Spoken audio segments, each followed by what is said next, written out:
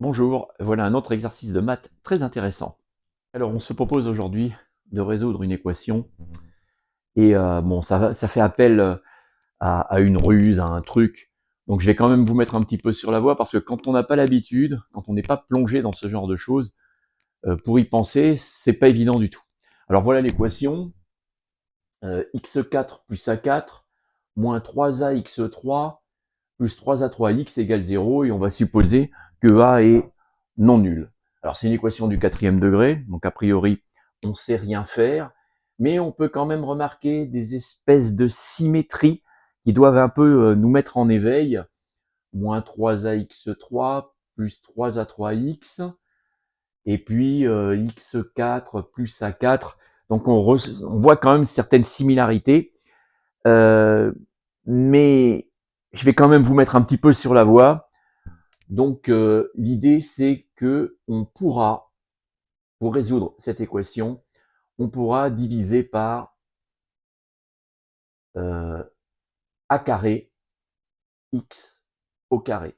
Et ça s'invente pas, hein, franchement, c'est uniquement quand on est vraiment dans le bain qu'on peut penser à ce genre de choses. Bon, ici je vous aide un tout petit peu, et après vous gardez ça dans un coin de votre cerveau pour de prochaines équations qui ressembleraient un petit peu à celle-là. Alors bon, on va diviser par a2x2, on a dit que a était pas nul, et on peut vérifier que x égale 0 n'est pas solution, parce que ça ferait dans ce cas-là, si je mets des zéros partout, ça ferait a4 égale 0, et on a dit que a était pas nul. Donc on va pas se poser de problème, hein. 0 n'est pas solution. Alors regardons pourquoi c'est extrêmement intelligent de poser ça, et pourquoi non plus ça ne s'invente pas. Donc si je divise x4 par a2x2, ça fait donc x au carré sur a carré, plus a4 divisé par a2x2, ça fait a au carré sur x2.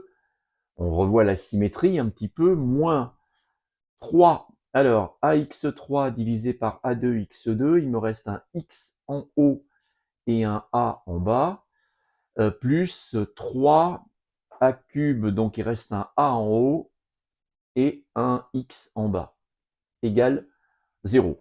Donc, elle a bien changé, c'est pas du tout la même. Et qu'est-ce qu'on peut remarquer là-dedans? Eh bien, on peut remarquer un changement de variable. Euh, si je pose par exemple t qui est égal à x sur a, j'obtiendrai donc t au carré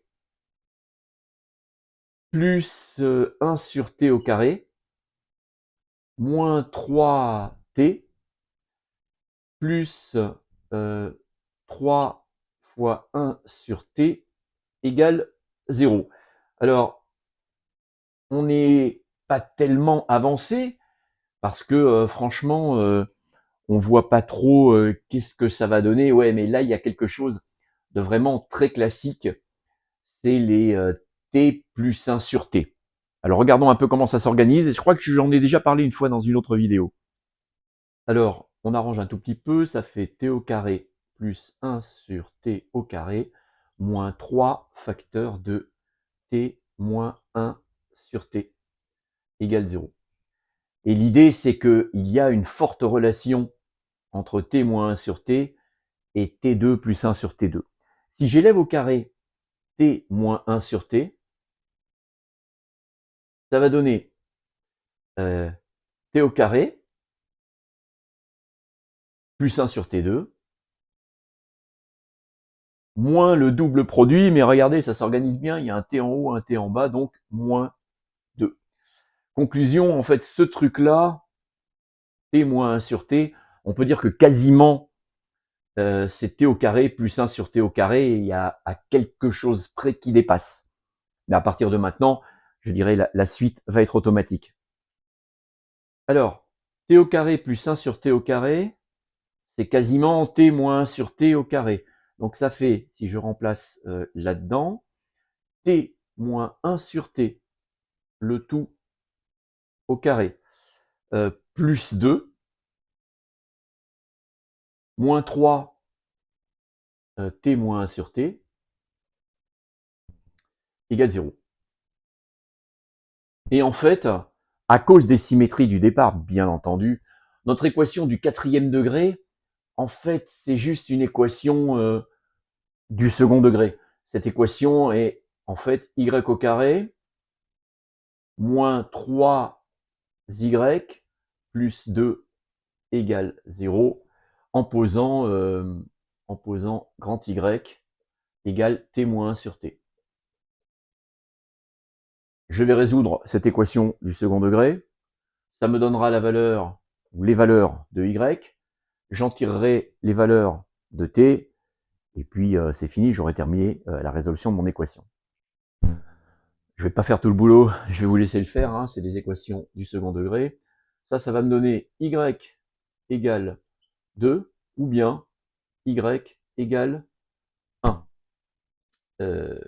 Et donc maintenant je passe en t, ce qui va donc me donner t- sur t égale 2 ou bien t-1 sur t égale 1.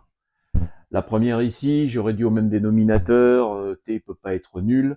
Ça fera donc t au carré moins 2t moins 1 égale 0, ou bien t au carré moins t moins 1 égale 0. Je me retrouve encore avec deux équations du second degré à résoudre, aucun problème.